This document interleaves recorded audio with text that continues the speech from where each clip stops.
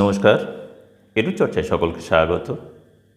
শেষ পর্যন্ত SSK এমএসকের teachers এবং একাডেমিক সুপারভাইজারদের জন্য বর্ধিত বেতনের জিও প্রকাশিত হলো। এটি পঞ্চায়েত দপ্তরের অধীন যে সমস্ত এসএসকে এমএসকে রয়েছে তাদের জন্য, এবং মিউনিসিপ্যালিটি বা মাদ্রাসার যে এসএসকে এমএসকে রয়েছে তাদের জন্য জিও অবশ্যই সামনে প্রকাশিত হবে বর্ধিত বেতনের জন্য।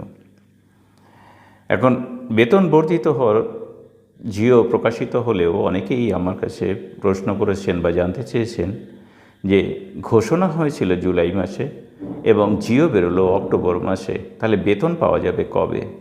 দেখুন, এই প্রসঙ্গে জানাই যে যেহেতু অর্থ দপ্তর গত এপ্রিল মাস থেকেই আপনাদের এই যে বর্ধিত বেতন এসএসকের ক্ষেত্রে 10,000, 10,340, এমএসকের ক্ষেত্রে 13,000, 14,000 এবং একাডেমিক সুপারভাইজারদের ক্ষেত্রে 12,500 এই বর্ধিত বেতনের অনুমোদন দিয়ে দিয়েছে। তাই শিক্ষা দপ্তরও কিন্তু এই নোটিফিকেশান জারি করতে পেরেছে। ফলে এই নোটিফিকেশান জারির অর্থই হচ্ছে যে আপনাদের বর্ধিত বেতন দেওয়া শুরু হয়ে যাবে। কবে থেকে দেওয়া শুরু হবে তার তো একটা প্রক্রিয়া থাকে। সেই প্রক্রিয়াটি কি না, স্ক্রলে এই বর্ধিত বেতনটি করে পাঠাতে হয় এবং স্ক্রলই আপনাদের যে এরিয়ার হবে সেই এরিয়ারটিও কিন্তু লিখে পাঠাতে হবে। তাহলে স্ক্রল কবে জমা দেওয়া হবে?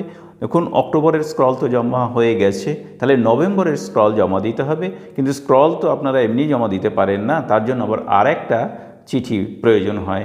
সে পশ্চিমবঙ্গ রাজ্য শিশু শিক্ষা মিশন থেকেই হোক বা district nodal officer SSK MSK সেলের পক্ষ থেকেই হোক, সেটি থ্রু ব্লক আপনাদের কাছে আবার একটি চিঠি যাবে যে আপনারা বর্ধিত বেতনের এই স্ক্রল করে নতুন করে আবার পাঠান।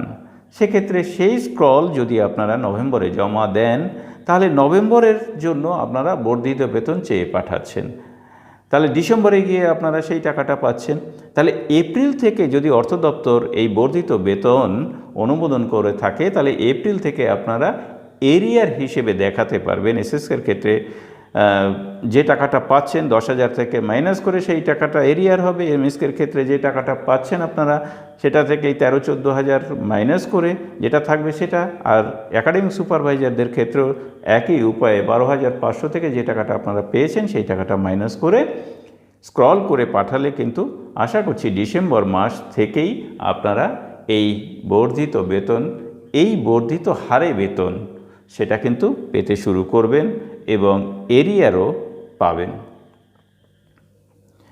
তাহলে এই নিয়ে যাদের মনে দুশ্চিন্তা ছিল যে বর্ধিত বেতন তাহলে আমরা কবে থেকে পাব, যেহেতু অর্থ দপ্তর এই বর্ধিত বেতনের অনুমোদন এপ্রিল থেকে দিয়ে দিয়েছে সেহেতু আপনাদের টাকা পেতে কিন্তু আর কোনো সমস্যা নেই।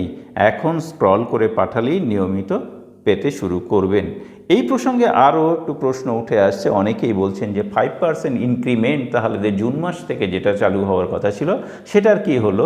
দেখুন, সেটার কিন্তু আর চালু থাকবে না, কারণ প্যারা টিচারদের ক্ষেত্রে কিন্তু ইনক্রিমেন্ট বন্ধ আছে।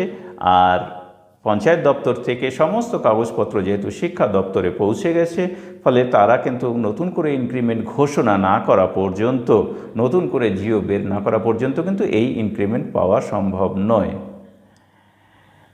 তাহলে আপনাদের যে টাকা ঘোষণা করা হয়েছে 10,000, 10,340, 10,000 এবং 13,000, 14,000 বা 12,500 যে অর্থমন্ত্রী সেই ঘোষণাটা দিয়েছিলেন, যদিও এএসদের সেই ঘোষণাটা অর্থমন্ত্রী তখন দেননি, এটা এই সময়ে কিন্তু একদম অর্ডার রূপে বেরিয়ে এলো। তাহলে সেই টাকাটাই কিন্তু আপনাদের এখন চালু বেতন, অর্থাৎ এপ্রিল থেকে চালু বেতন আপনারা ডিসেম্বরে হাতে পেলে এটা এরিয়ার হিসেবে পাবেন। তাহলে এই নিয়ে আশা করি আর আপনাদের মনে কোনো দ্বন্দ্ব থাকার কথা নয়। তাহলে এই পর্যন্তই, সকলকে ধন্যবাদ জানিয়ে শেষ করছি। ভালো থাকবেন, সুস্থ থাকবেন।